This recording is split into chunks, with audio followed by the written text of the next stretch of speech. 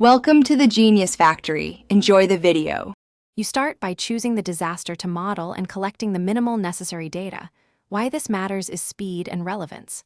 Once done, import DEMs, land use maps, and historical event logs into your workspace. Make sure to align coordinate systems. Next, scaffold a simple workflow in Python or GIS. Data ingestion, cleaning, and basic visualization. You will also prepare a parameter list, intensity ranges, vulnerability classes, and temporal resolution, so the model is reproducible and testable.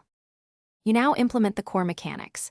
Select an appropriate model, cellular automata, hydrodynamic, or physics-based, and code the process steps. As you assemble functions, validate each with small synthetic cases so you know why results change.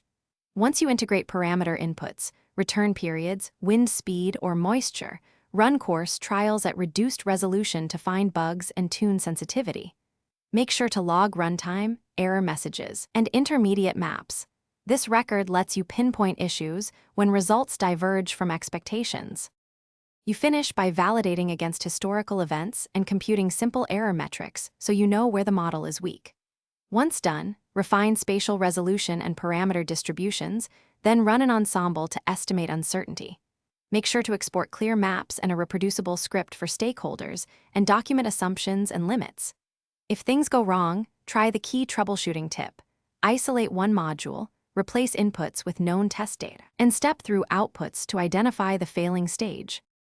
Thanks for watching. If you found this helpful, don't forget to like and subscribe.